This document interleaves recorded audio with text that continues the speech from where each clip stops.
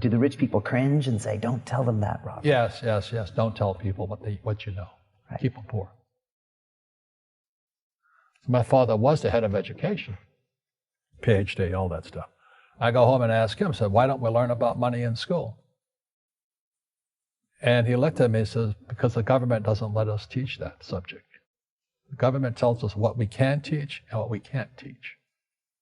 And I thought that was strange. And I said, but aren't we going to school to learn about money? He says, no, your job is to get a job. I said, but you get a job to earn money. He goes, no, you're supposed to just get a job. I went, no.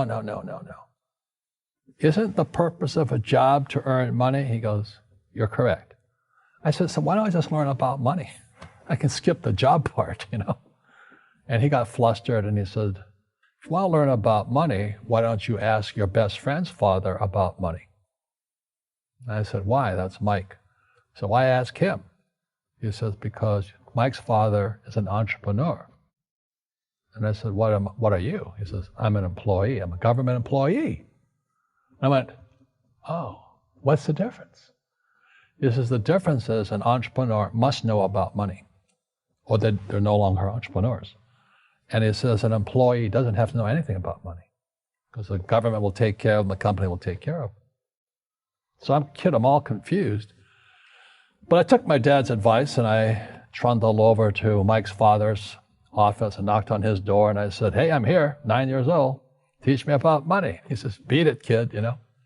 But that's where the story of Rich Dad, Poor Dad started. And finally, through persistence, my rich dad started teaching me about money on one condition. And that condition was he would never pay me. He says, the moment I pay you, you think like an employee. He says, that's the trap. Entrepreneurs work for free.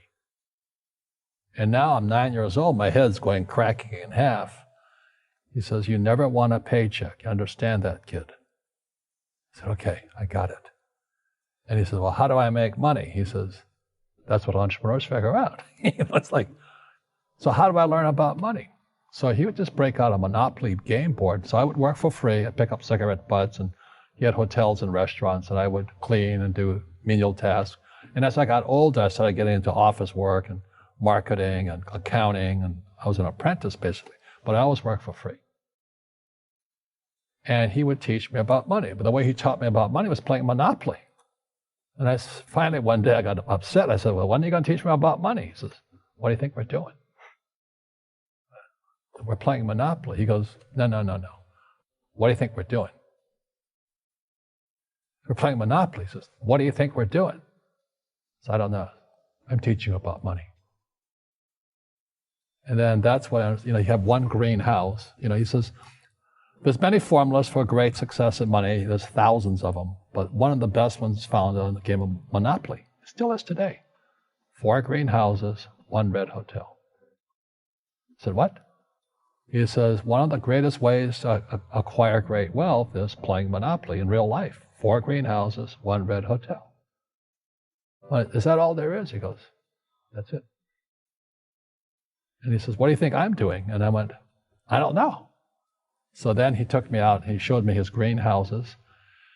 And 10 years later, when I was 19, I was now in school in New York, and I come back to Hawaii, and Rich Dad had bought the biggest piece of land smack dab in the middle of Waikiki Beach. And when you go to Waikiki Beach today, you'll see the Hyatt Regency Hotel. That was his hotel. Just like the game of Monopoly. Just like the game of Monopoly. Acquired assets and they became bigger assets. He just kept what's called an assemblage, because that property wasn't that big at the time. So he had to buy out all the small guys. Because Waikiki was a little dirt water little town. So he'd buy out this shop owner and buy that shop owner. And it took him a while, but he finally assembled this large piece of property. And then he and Hyatt put up this giant hotel. It just sold for $800 million. So that's how I learned about money. I see you giving this knowledge out, and yeah. Do the rich people cringe and say, don't tell them that, Robert? Yes. Don't tell people what you know. Right. Keep them poor. But, unfortunately, the poor, as was in the Bible, I'm not real religious, the poor will always be amongst us. because it starts up here. Right. It's that fear mentality. It's in their words, and the words become flesh. Again, I'm not really religious. I flunked out of Sunday school also. But when they say I can't afford it or I can't do that, they go down. They become what they say. My PhD dad, he says, what do you think I am, made of money? I can't afford that. And my rich dad would say, that's why he's poor. Poor people say, I can't afford it, I can't do that, I don't have time. Because it's an escape.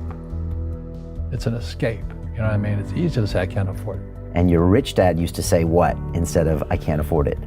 How can I afford it? How can I do that? What would it take, or why should I do that? He says that a question opens the mind, a statement closes the mind. See, when you say, I can't afford it, your mind shuts down, and you become what you say. Rugby is a team sport, but so is soccer. The rules are different. And other people are golfers. They play by themselves. And so everybody's different.